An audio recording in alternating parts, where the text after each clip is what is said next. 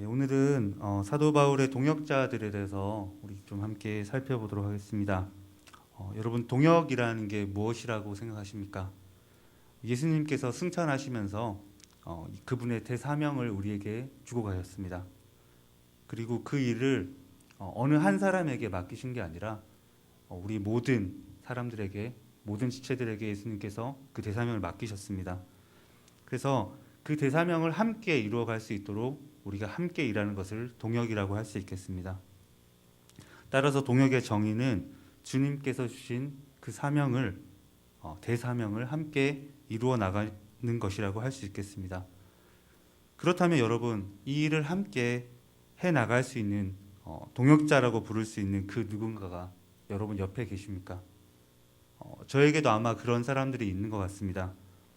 저는 보시는 것처럼, 보시기에는 그렇게 안 보이시겠지만 매우 수줍음을 많이 타는 사람입니다. 그래서 다른 사람과 친해지기 위해서는 굉장히 오랜 시간이 걸리고 대화 나누는데도 굉장히 오랜 시간이 걸리는 사람입니다. 그런데 불구하고 하나님은 저를 한 곳에 오래 두시는 삶을 살게 하지 않으셨습니다. 저는 경남 거창이라는 곳에서 학교를 다녔고, 그 학교를 마치고 나니까 포항으로 보내셔서 포항에서 대학교를 다니게 되었고, 포항에서 대학을 마치자마자 서울로 오게 되었고, 용인으로 가게 됐고, 태국으로 가게 됐고, 다시 화성으로 오게 됐습니다. 저는 굉장히 오랜 시간을 보내면서 대화하고 이야기하고 서로 삶을 나누고 서로의 사랑을 나누고 하면서 사람을 사귀게 됐는데, 하나님은 계속해서 저를 옮기셨습니다. 하지만 이런 수줍음을 많이 타는 저에게도 하나님께서는 여전히 제 삶의 동역자들을 허락해 주셨습니다. 첫 번째 동역자들은 아마 제가 거창고등학교를 다닐 때 만났던 것 같습니다. 그때 친구들과 함께 기도하고 고3 때 공부는 안 하고 기도하고 열심히 찬양하고 예배하고 했던 그 친구들이 지금 제 삶의 가장 큰 동역자들 중에 한 사람들인 것 같습니다.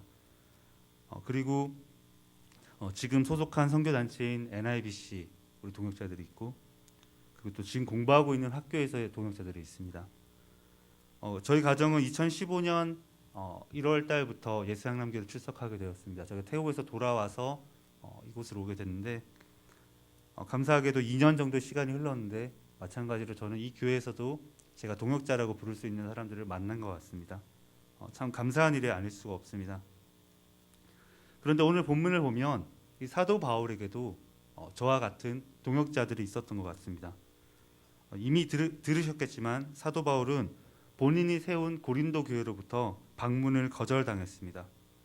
그뿐만 아니라 본인에 대한 사도권에 대한 의심을 받았고 여러 가지 어려움들을 겪었습니다.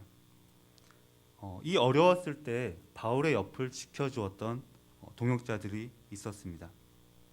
그리고 이 동역자들은 사도 바울을 대신해서 고린도 교회에 가서 예루살렘 교회를 위한 연보를 모금하려고 하였습니다.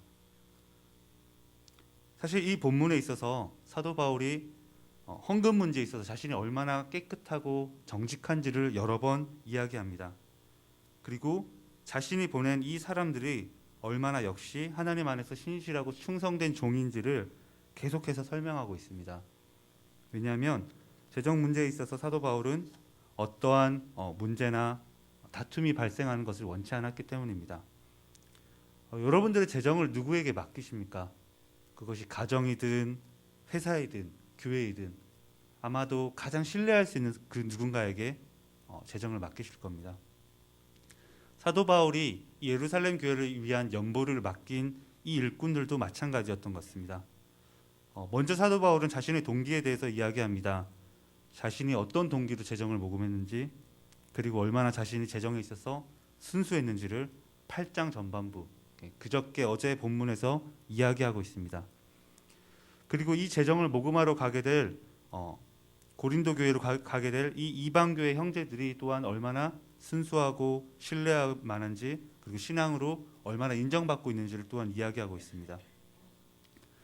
즉 사도 바울 자신의 재정에 대한 신실함을 본인의 신실한 동역자들을 통해서 증명하려고 있는 것입니다.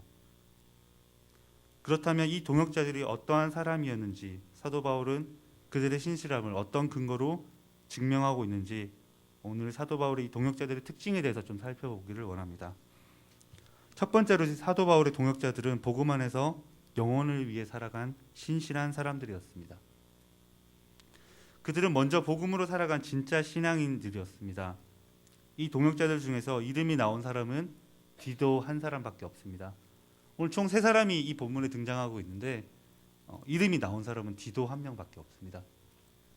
굳이 우리가 이름을 붙이자면 디도와 이름 모를 두 형제들 정도로 할 수 있을 것입니다. 제가 아무리 찾아봐도 이 두 사람에 대해서 형제라는 호칭 이외에 다른 이름을 찾을 수가 없었습니다. 하지만 우리가 그들의 이름을 알지 못한다고 할지라도 디도를 제외한 이 두 사람의 형제가 어떻게 살아갔는지는 이 본문을 통해서 우리가 알 수 있었습니다. 디도와 이 무명의 두 형제에 대한 칭찬은 오늘 본문 16절 그리고 18절 19절에 나오고 있습니다. 우리 함께 먼저 16절을 다시 한번 읽도록 하겠습니다. 함께 읽습니다. 시작. 너희를 위하여 같은 간절함을 디도의 마음에도 주시는 하나님께 감사하노니. 아멘. 이 디도는 사도 바울과 같은 간절함을 가진 사람입니다. 이 간절함이라는 헬라어 단어 원어는 스푸데라는 단어입니다. 이 단어의 뜻은 열심, 진심, 그리고 열정이라는 뜻입니다. 그런데 이 스푸데라는 단어를 통해서 이 디도를 설명하게 되는데 이 디도는 17절에서 이 스푸데라는 단어를 한 번 사용하고 또 18절에는 이 단어가 비교급으로 사용되고 있습니다. 그래서 더욱 간절하다라고 이야기하고 있습니다. 여러분, 디도라는 사람이 사도 바울보다 더욱 더 열정과 간절함과 진심을 가진 사람이라고 하는데 여러분, 사도 바울이 어떤 사람입니까? 사도 바울은 복음을 위해서, 영혼들을 위해서는 정말 이 간절함으로 가장 충만했던 사람이었습니다.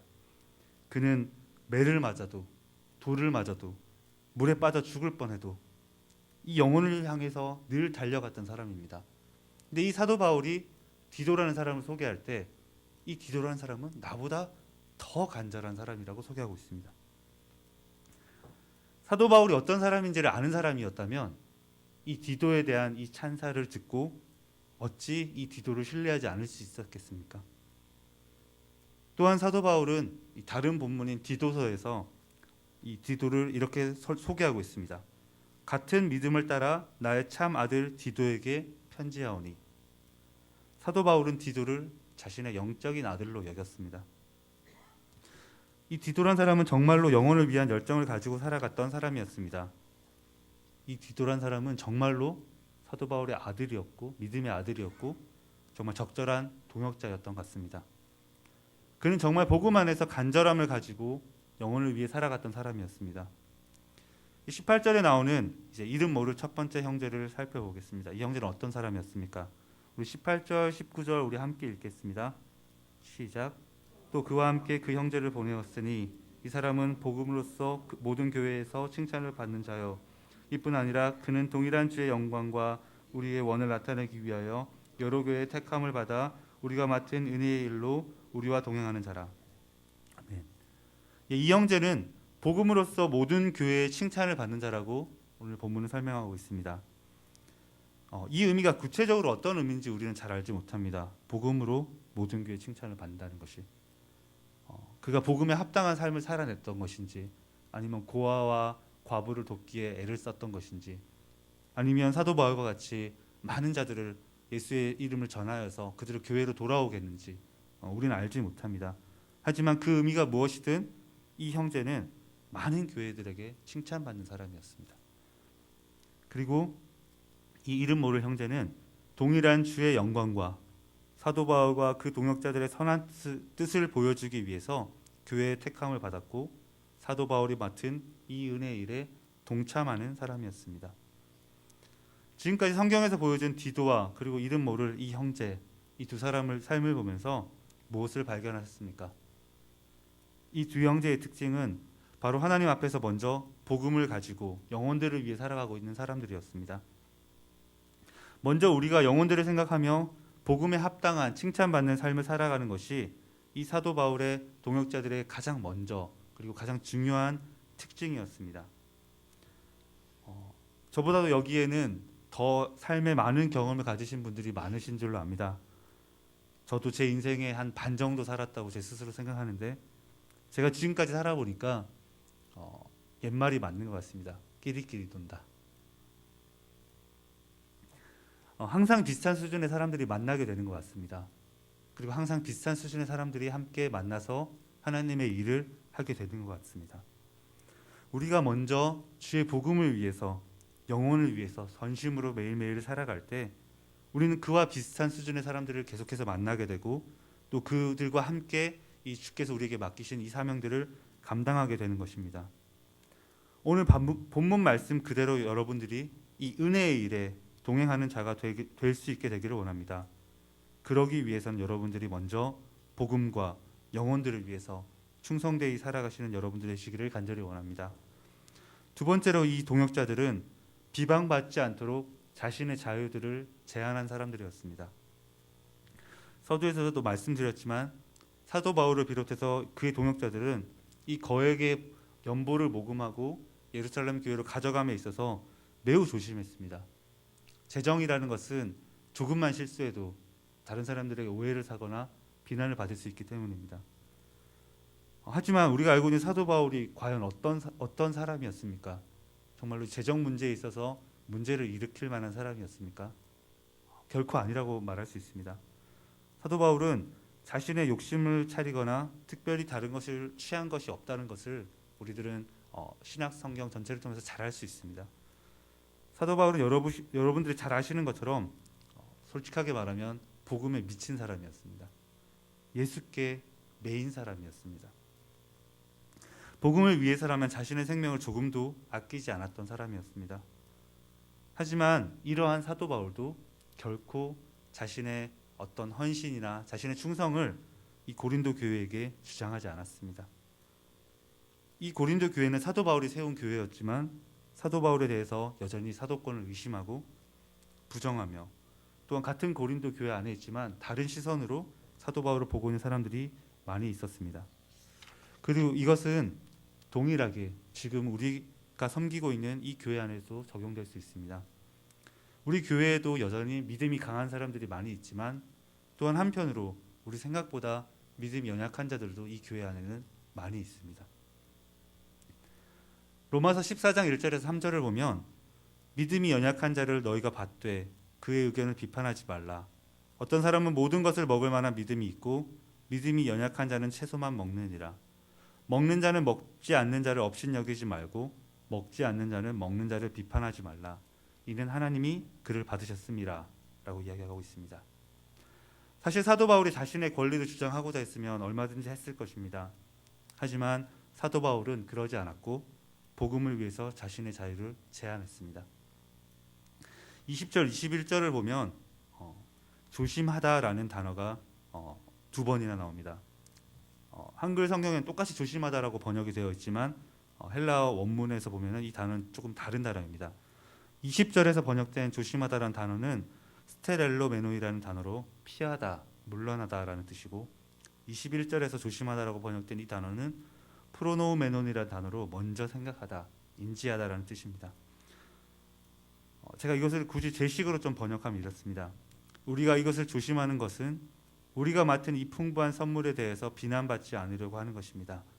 그리고 우리의 의도는 우리가 주님의 시선뿐만 아니라 사람의 시선에서도 명예롭기 위함입니다. 바울과 바울의 동역자들이 자신의 자유를 제한했던 이유는 결국 이 일을 통해서 아무도 실족되지 않기를 원했던 것입니다. 우리가 하나님 앞에서 어떤 중요하고 필요한 일을 할 때는 때때로 우리는 우리가 하는 일이 너무나도 옳기 때문에 우리보다 연약한 사람들을 고려하지 못하고 배려하지 못할 때가 있습니다. 하지만 하나님께서 원하시는 것은 우리가 그 목적의 일을 성취하는 것뿐만 아니라 우리 연약한 자들을 돌보길 원하시는 것입니다. 하나님은 우리가 하는 이 중요한 일을 통해서 그 누구도 실족하는 것을 원치 않으십니다. 바울과 바울의 동역자들은 이 일이 하나님 앞에서 선한 일임에도 불구하고 그들의 최선을 다해서 조심하고 또한 자신의 자유들을 제한함을 통해서 모든 사람들이 실족하지 않게 되기를 원하였습니다. 사도 바울과 이 동역자들은 로마서에서 이야기한 것 같이 하나님이 받으신 연약한 사람들에 대해서 실족하는 것을 막기 위해서 그들이 할 수 있는 최선을 다해서 자유를 제한하였습니다. 바울과 그의 동역자들은 하나님의 교회를 위해서 조금 불편하더라도, 조금 돌아가더라도 함께 갈 수 있는 걸음을 택하였기 때문입니다. 바로 이것이 동역자의 자세입니다. 사실 저는 이러한 모습을 며칠 전에 본 것 같습니다. 바로 교회의 비전 수련회에서였습니다.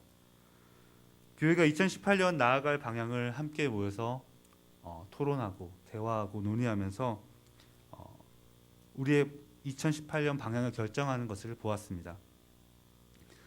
서로 대화하고 토론하고 기도하면서 하나님이 우리에게 바라시는 모습을 찾아가는 것을 보면서 저는 큰 감동과 도전을 그때 받았습니다. 그때 모였던 사람들이 저와 같이 우리가 동역자라는 마음을 분명히 가졌을 것입니다. 왜냐하면 우리 교회가 우리의 나아갈 바를 어느 한 사람이 주장하는 것이 아니라 모든 사람들이 함께 공감하고 이해할 수 있는 방향으로 서로 찾아 나갔기 때문입니다. 세 번째로 이 사람들은 서로를 칭찬하고 자랑하는 사람들이었습니다. 또 다른 이름 모를 한 형제가 22절에 등장하고 있습니다. 디도로 말하면 나의 동료요, 너희를 위한 나의 동역자요, 우리 형제들로 말하면 여러 교회의 사자들이요 그리스도의 영광이니라. 사도 바울은 디도와 그 이름 모를 형제들을 위해서 칭찬하고 있습니다. 디도에게는 뭐라고 이야기했습니까? 나의 동료요, 너희를 위한 나의 동역자요 라고 말씀하고 있습니다. 그리고 이름 모를 두 형제에 대해서는 뭐라고 칭찬하고 있습니까? 여러 교회의 사자들이요 그리스도의 영광이라고 표현하고 있습니다. 그리고 24절에는 이렇게 이야기하고 있습니다. 그러므로 너희는 여러 교회 앞에서 너희의 사랑과 너희에 대한 우리의 자랑의 증거를 그들에게 보이라. 사도 바울은 그들의 동역자들에 대해서 칭찬과 사랑과 격려를 아끼지 않고 있습니다. 그래서 그 칭찬과 사랑과 격려를 통해서 그들의 동역자들은 더 성장하고 그리고 그 교회에서 인정을 받고 있습니다. 이것이 또한 동역자들의 특징입니다.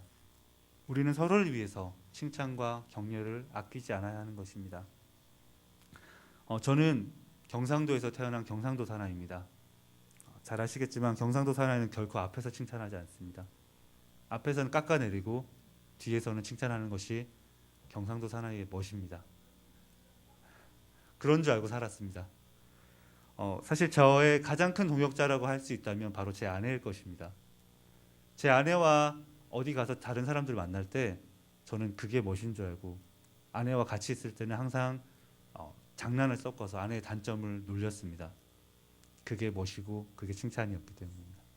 그리고 아내가 화장실을 가고 나면 아내에 대해서 칭찬을 했습니다. 근데 어느 날 알게 됐습니다.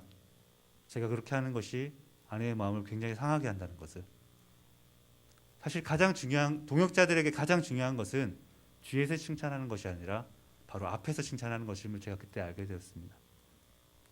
사도 바울은 오늘 이 본문에서 이 동역자들에 대해서 이 편지를 통해서 바로 칭찬하고 있었습니다. 그들이 어떠한 믿음과 어떠한 신앙을 가지고 있는지, 얼마나 그들이 복음 앞에서 신실하게 살아가고 있는지를 격려하고 칭찬하고 있는 것입니다. 저는 여전히 칭찬을 잘 하지 못하는 사람 중에 하나인 것 같습니다. 하지만 이 사도 바울과 이 동역자들의 삶을 보면서 제가 해야 될 것이 바로 이 격려와 칭찬이라는 것을 다시 한번 깨닫게 되었습니다.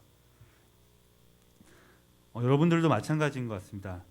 여러분들의 동역자들을 향해서, 그것이 여러분의 배우자이든 함께 일하고 있는 교사이든 아니면 동료이든, 여러분들 하나님 앞에서 그들이 얼마나 이 믿음의 수고를 하고 헌신하고 애쓰고 있는지를 여러분 이 사도 바울처럼 정말 칭찬해 주시기를 원합니다. 칭찬을 지어낼 필요는 결코 없습니다. 하지만 우리 동역자들의 삶을 통해서 있는 모습 그대를 봐주면서 그들이 하나님 앞에서 잘해내고 있고 애쓰고 있고 그 부분들에서 격려하고 칭찬해 준다면 그들이 하나님 앞에서 정말로 더 격려와 힘을 얻게 될 것입니다. 예를 한번 들어보겠습니다. 저희 교회에서 이제 두 교회를 개척했는데 이제 세 번째 교회를 개척한다고 하겠습니다. 그때 누군가를 파송해주면서 정갑신 목사님이 이렇게 나의 동료요, 나의 동역자요, 여러 교회 사자들이 그리스도 영광인 사람을 우리가 보냅니다라고 말했을 때 이 파송을 받는 이분이 받는 격려와 칭찬, 그리고 이 교회에서 받을 때 이분에 대한 신뢰감은 엄청날 것입니다. 여러분들도 이것들을 상상하시면서 우리 동역자들에 대해서 믿음과 격려를 아끼지 않으시기를 간절히 원합니다. 우리에게 이렇게 다가오신 분이 한 분 계셨습니다. 바로 예수 그리스도이십니다. 예수 그리스도께서는 우리와 함께 하시기 위해서 자신이 하늘에서 누릴 수 있는 모든 자유를 제한하셨습니다. 그리고 이 땅으로 오셔서 우리를 위해서 그분의 영광을 버리고 십자가에 죽기까지 순종하셨습니다. 그로 인해 우리는 예수의 동역자로서 그 사명을 감당할 수 있는 권리와 은혜를 얻었습니다.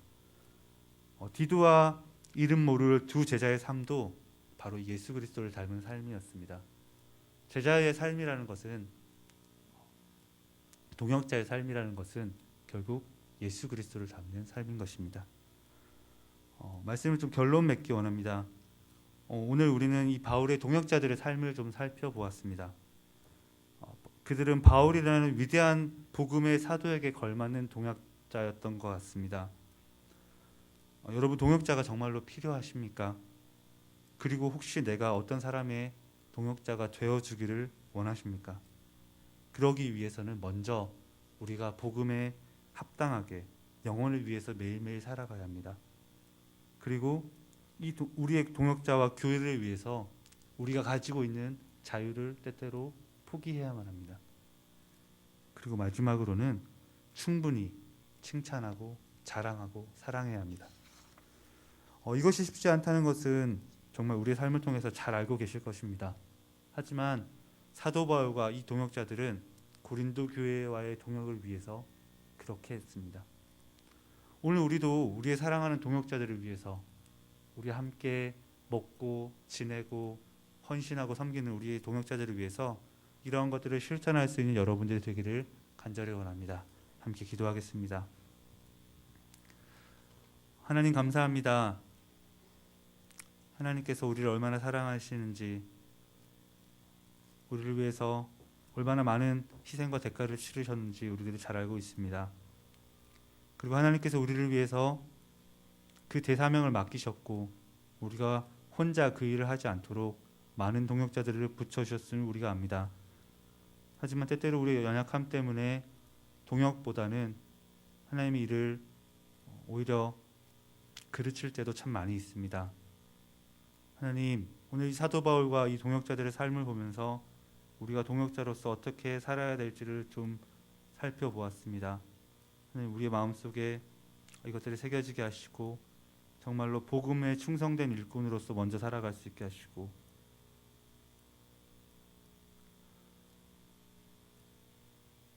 정말 복음에 합당한 삶을 우리들이 살아낼 수 있도록 먼저 하나님 우리를 붙잡아 주시고, 또한 우리 동역자들을 사랑하고 칭찬하고 격려할 수 있는 은혜들을 우리에게 특별히 허락하여 주시옵소서.